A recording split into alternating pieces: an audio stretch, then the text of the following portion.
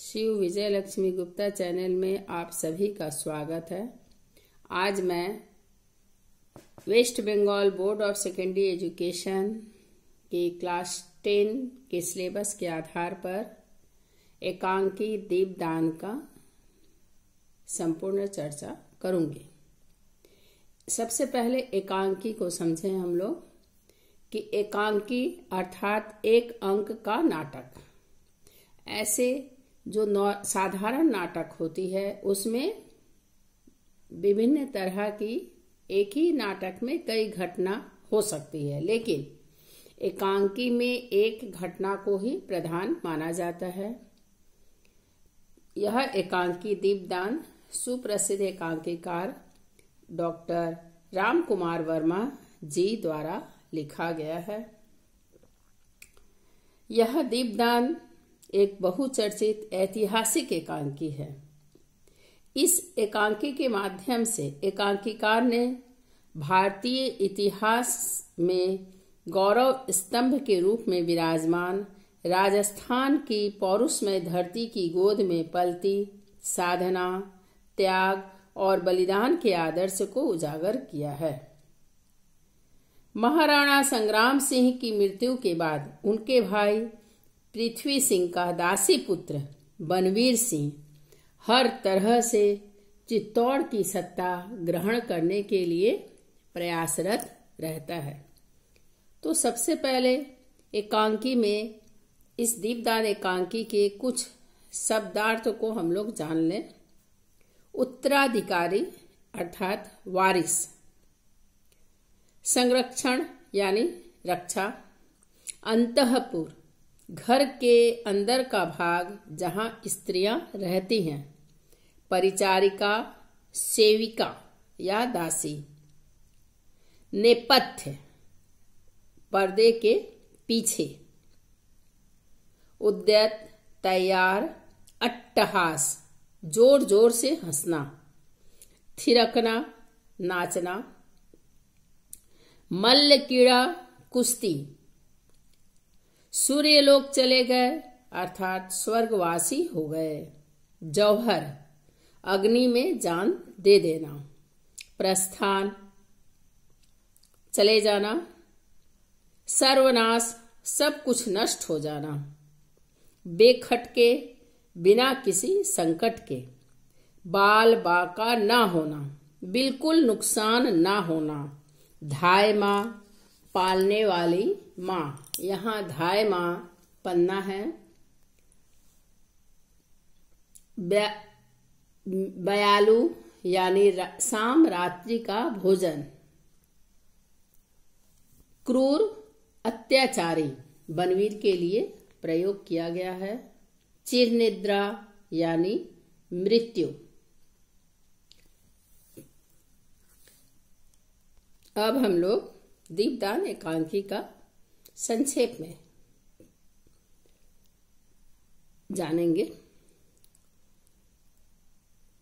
त्याग और बलिदान की प्रतिमूर्ति पन्ना धाय दीपदान शीर्षक एकांकी की नायिका और सर्वाधिक प्रिय और प्रमुख पात्र है। पन्ना एक आदर्श स्वामी भक्त धाय है, दासी है। वह अपने स्वामी के पूर्ण विश्वास की पात्री है। कुंवर उदय सिंह की रक्षा करना वह अपना एकमात्र कर्तव्य समझती है।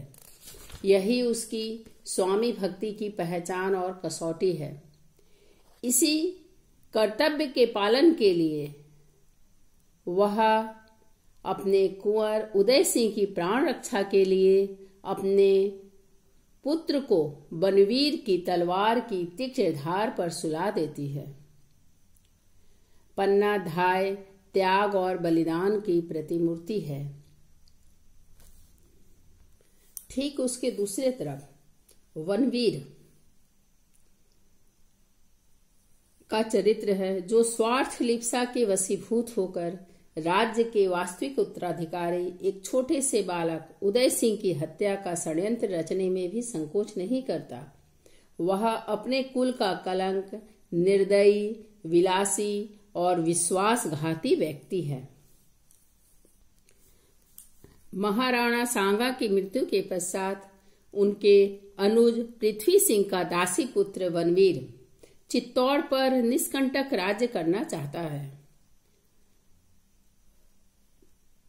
पन्ना धाय तो उदय सिंह की संरक्षिका है। वह जानता है कि पन्ना धाय के रहते हुए वह उदय सिंह का बाल बाका नहीं कर सकता है, फिर भी वह एक षड्यंत्र रच सकता है। एक दिन वह रात्रि के समय दीपदान महोत्सव का आयोजन करता है। वह अपने मयूर पक्ष में कुंड में तुलजा भवानी के मंदिर के आगे दीपदान का उत्सव रचाता है। नगर के स्त्री पुरुष वहां पर इकट्ठे होकर नाचते गाते हैं और जल कुंड में दीपदान करते हैं। समस्त नगरवासी तो उस उत्सव में उलझ जाते हैं और बनवीर सैनिकों तथा सामंतों को अपने पक्ष में करके विक्रमादित्य और उदय सिंह को मारने की योजना बनाता है।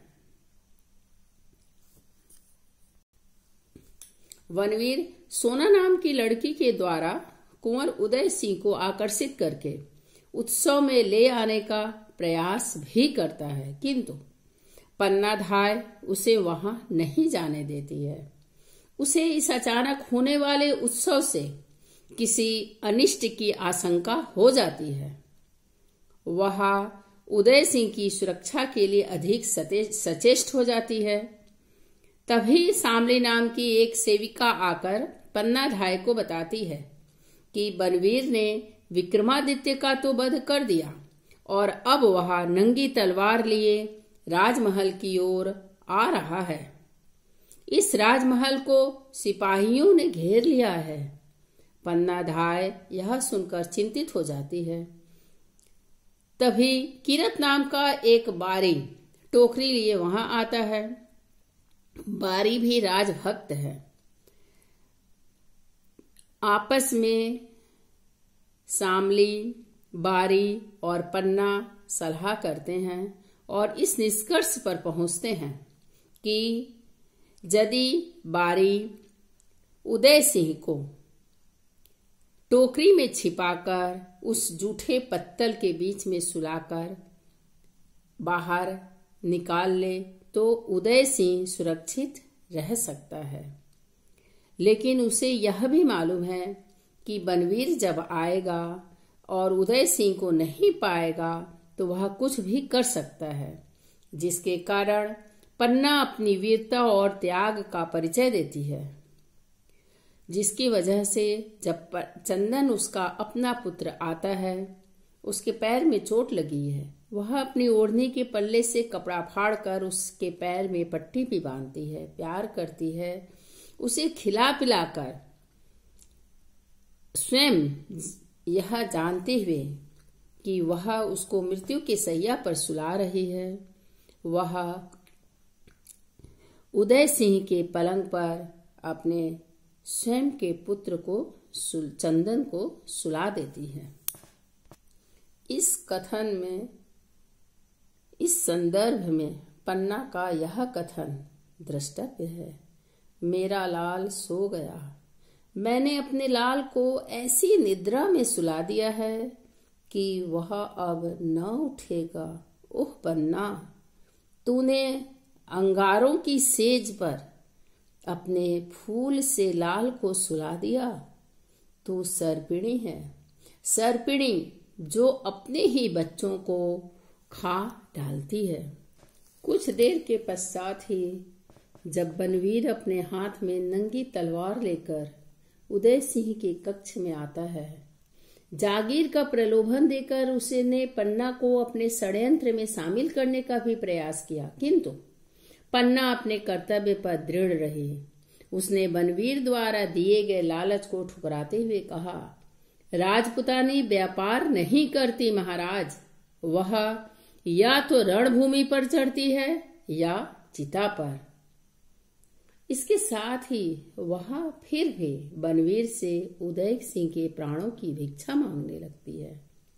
बनवीर निर्दयी था, वह पन्ना की एक भी न सुना। हार कर पन्ना ने कटार से वनवीर पर प्रहार किया, किंतु वनवीर ने उसके प्रहार को असफल कर दिया और फिर क्रोधित वनवीर ने भ्रांतिवश पन्नाधाय के पुत्र चंदन को ही उदय सिंह समझा और पन्ना की आंखों के सामने ही उसे तलवार से मौत के घाट उतार दिया।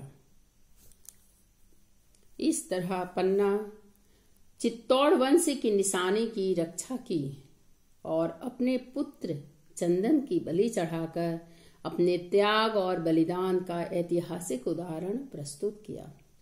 सचमुच में उसका अनुपमेय त्याग और बलिदान मेवाड़ के इतिहास के खंडर में निर्वात दीपशिखा के रूप में प्रकाश किरणों को विकीर्ण करता रहता है। उसका यह कथन कितना ही सटीक है। अपने जीवन का दीप मैंने रक्त की धारा पर प्रवाहित कर दिया है। ऐसा दीपदान क्या किसी ने किया है? और दूसरी तरफ वनवीर को ऐसा अनुभव होता है, उसे लगता है जब उसने चंदन को उदय सिंह समझा और हत्या कर दी, उसे अनुभव हुआ कि यही है मेरे मार्ग का कंटक। आज मेरे नगर में स्त्रियों ने दीपदान किया है, मैं भी यमराज को इस दीपक का दान करूंगा। यमराज, लो इस दीपक को, यह वनवीर का दीपदान है। वनवीर के इस क्रूर कांड और पन्ना के अपूर्व त्याग के साथ ही एकांकी समाप्त हो जाता है। इस तरह हम लोग देखते हैं कि एक तरफ वनवीर अत्यंत निर्दयी और हिंसक प्रवृत्ति का शासक है। यही कारण है कि पन्नाधाय शामली के सम्मुख कहती है, विलासी और अत्याचारी राजा कभी निष्कंटक राज्य नहीं कर सकता। वनवीर में मानवीयता का सर्वथा अभाव है। वह एक कायर पुरुष है, तभी तो सोए हुए अपने भाई की हत्या करना उसकी कायरता का ही प्रमाण है। उसकी कायरता का एक अन्य घृणास्पद प्रमाण उस समय सामने आता है जब वह उदय सिंह के धोखे में सोते हुए बालक चंदन की भी हत्या कर देता है। सोते हुए बालक पर वार करते हुए भी उसका हृदय उसे नहीं धिक्कारता और अपनी कायरता को अपना पराक्रम समझते हुए वह चंदन को मार डालता है। वहीं दूसरे तरफ पन्ना धाय है, दासी है, परंतु उसका चरित्र एक महान नारी का चरित्र है। वह पुत्र प्रेम की अपेक्षा देश प्रेम तथा कर्तव्य पालन को अधिक महत्व देती है। नाटककार ने पन्ना के चरित्र के माध्यम से यह व्यक्त किया है कि राष्ट्र हित के लिए यानी राष्ट्र की भलाई के लिए व्यक्तिगत और पारिवारिक हितों का बलिदान करना पड़ता है। त्याग से ही मनुष्य महान बन सकता है, स्वार्थ लिप्सा से नहीं। इस प्रकार अपने पाठकों के हृदय में पन्नाधाय के समान त्याग, बलिदान और देश प्रेम की भावना जगाना ही दीपदान एकांकी का प्रमुख संदेश है। नमस्कार, धन्यवाद।